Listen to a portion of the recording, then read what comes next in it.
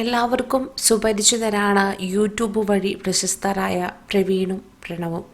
ഇരുവരുടെയും വീഡിയോ വളരെ ചുരുക്ക സമയം കൊണ്ട് തന്നെ മലയാളികൾ ഏറ്റെടുക്കുകയും അവരുടെ വീഡിയോകളെല്ലാം തന്നെ വലിയ രീതിയിൽ ഹിറ്റാവുകയും ചെയ്തതാണ്.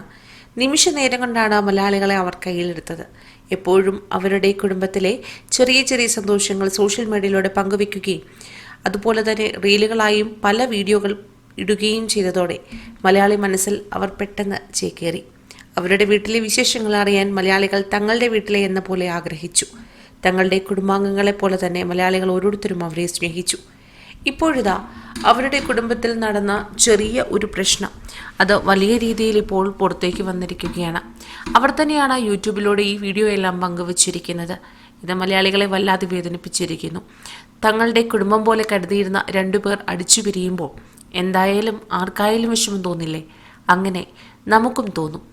അത്തരത്തിലാണ് ഇവർ രണ്ടുപേരും കരഞ്ഞുകൊണ്ട് സോഷ്യൽ മീഡിയയിൽ പങ്കുവെച്ച വീഡിയോകളെല്ലാം ഇപ്പോൾ മലയാളികൾ ഏറ്റെടുത്തിരിക്കുന്നത്. അതിനുശേഷം ഇവരുടെ ജീവിതത്തിലേക്ക് ഇവരുടെ ആദ്യത്തെ കൺമണി എത്തി.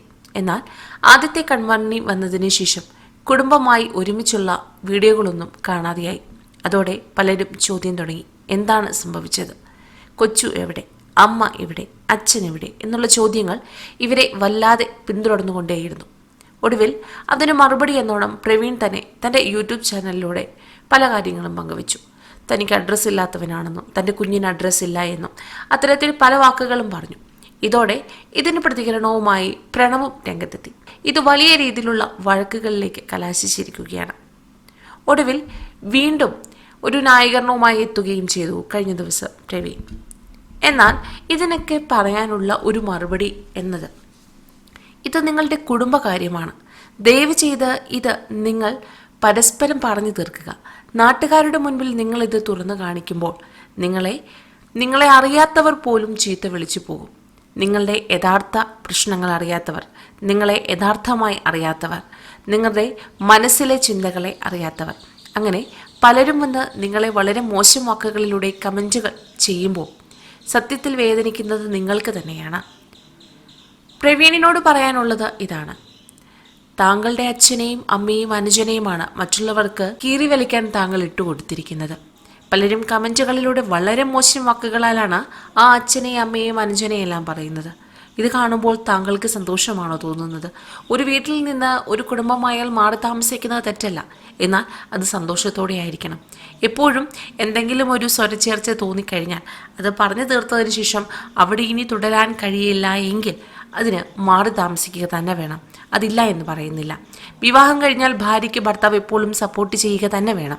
അത് ഒരു നല്ല ഭർത്താവിൻ്റെ കടമ തന്നെയാണ്.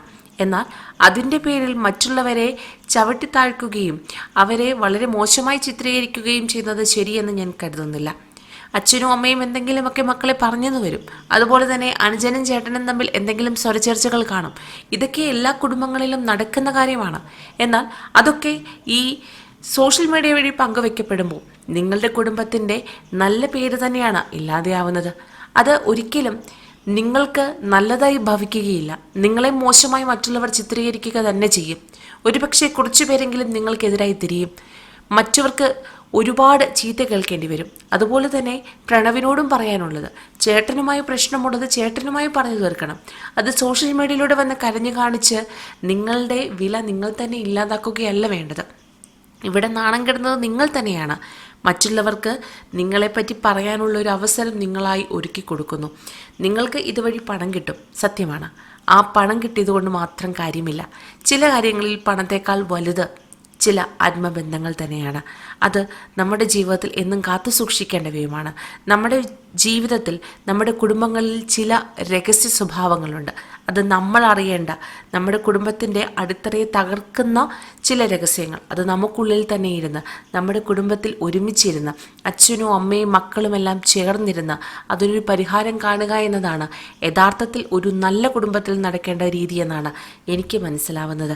അല്ലാതെ അത് നാട്ടുകാരുടെ മുമ്പിലേക്ക് ഇട്ടുകൊടുത്ത് അവർക്ക് പരിഹസിച്ച് ജീവിക്കാൻ ഒരു കാരണമാക്കി നിങ്ങൾ വെറും കോമാളികളെ പോലെ ആകുന്നത് കാണുമ്പോൾ വളരെയധികം വേദന തോന്നുന്നു.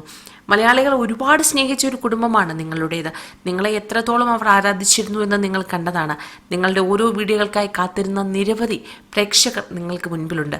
അവരുടെ മുന്നിലേക്ക് നിങ്ങൾ ഇതുവരെ കാണിച്ചതെല്ലാം ഒരു അഭിനയമായിരുന്നു എന്ന് തെളിയിക്കുകയാണ് നിങ്ങളിപ്പോൾ ചെയ്തത്. നിങ്ങളുടെ കുടുംബത്തിൽ ഇതുവരെ കാണിച്ചു തന്ന ഓരോ സന്തോഷ നിമിഷങ്ങളും നിങ്ങൾ വെറുതെ വീഡിയോയ്ക്ക് വേണ്ടി ചെയ്ത ചില പ്രഹസനങ്ങൾ മാത്രമായി പോകുന്നു എന്ന് തോന്നിപ്പോകുന്നു. അതുകൊണ്ട് ദയവ് ചെയ്ത് ഇനിയെങ്കിലും പണത്തിന് വേണ്ടി ഇത്തരത്തിലുള്ള വീഡിയോകൾ ചെയ്യാതിരിക്കുക. നിങ്ങളുടെ പ്രശ്നങ്ങൾ നിങ്ങൾ പരസ്പരം പറഞ്ഞു തീർത്ത് സന്തോഷത്തോടെ ഒത്തൊരുമിച്ച് പോകാൻ ശ്രമിക്കുക. നീയും അഥവാ ഈ പ്രശ്നങ്ങൾ പറഞ്ഞു തീർത്താൽ അത് നാട്ടുകാരുടെ മുൻപിലേക്ക് കൊണ്ടുവന്ന് കാണിക്കാതെ സന്തോഷമായി നിങ്ങൾ ജീവിക്കൂ. അത് നിങ്ങൾ തന്നെ ബോധ്യപ്പെടേണ്ട കാര്യമാണ്. അത് മറ്റുള്ളവരെ ബോധ്യപ്പെടുത്തേണ്ട ഒരു കാര്യമേ അല്ല എന്നാണ് എനിക്ക് തോന്നുന്നത്. ദയവ് ചെയ്ത് ഇനിയും ഇത്തരങ്ങൾ വീഡിയോകളിട്ട് സ്വന്തം ജീവിതത്തിൽ മറ്റുള്ളവരെ കൊണ്ട് അഭിപ്രായം പറയാനുള്ള അവസരം ഉണ്ടാക്കി കൊടുക്കാതെ ഇരിക്കുക. നമ്മൾ പലപ്പോഴും പറയും, നമ്മുടെ കുടുംബങ്ങളിൽ നടക്കുന്ന കാര്യങ്ങൾ എന്തിനാണ് അയൽക്കാർ ശ്രദ്ധിക്കുന്നത്, അവരെന്തിനാണ് നമ്മളെ ചോദ്യം ചെയ്യുന്നതെന്ന്. അവരുടെ മുന്നിലേക്ക് നമ്മൾ തന്നെയാണ് ചില ക്ലൂകൾ ഇട്ടുകൊടുക്കുന്നത്, ചില ഇരകളെ ഇട്ടുകൊടുക്കുകയാണ്. ആ ഇരകൾ തിന്നാൻ എന്തായാലും ശത്രുക്കൾ വരിക തന്നെ ചെയ്യും. അതുകൊണ്ട് ആ ഇരകളെ നമ്മൾ തന്നെ ഇട്ടുകൊടുക്കരുത്. നമ്മൾ വെറും ഇരകളായി മാറരുത്. സന്തോഷത്തോടെ സൗമ്യതയോടെ എപ്പോഴും പരസ്പരം ഉള്ള തെറ്റുകളും കുറ്റങ്ങളും ക്ഷമിച്ച് മുന്നോട്ട് പോയാൽ മാത്രമേ ഒരു കുടുംബം മുന്നോട്ട് പോവുകയുള്ളൂ.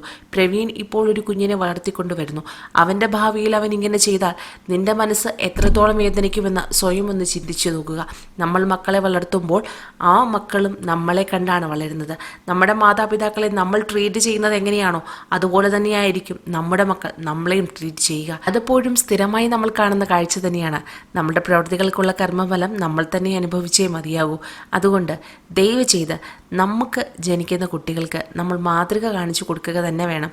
ഒരിക്കലെങ്കിലും ആ കുഞ്ഞ് വലുതാകുമ്പോൾ ഈ വീഡിയോകൾ കണ്ടാൽ അവൻ്റെ മനസ്സ് എത്രത്തോളം വേദനിക്കും. അവൻ മറ്റുള്ളവരുടെ മുമ്പിൽ ഇതുപോലുള്ള ചോദ്യങ്ങൾക്ക് ഉത്തരം പറയാനില്ലാത്തവരെ പോലെ നിൽക്കാൻ നിങ്ങളായി ഒരു അവസരം ഇട്ടുകൊടുക്കരുതെന്നേ പറയാൻ കഴിയൂ. കൂടുതൽ വാർത്തകൾക്കായി ഈ ചാനൽ സബ്സ്ക്രൈബ് ചെയ്യുക.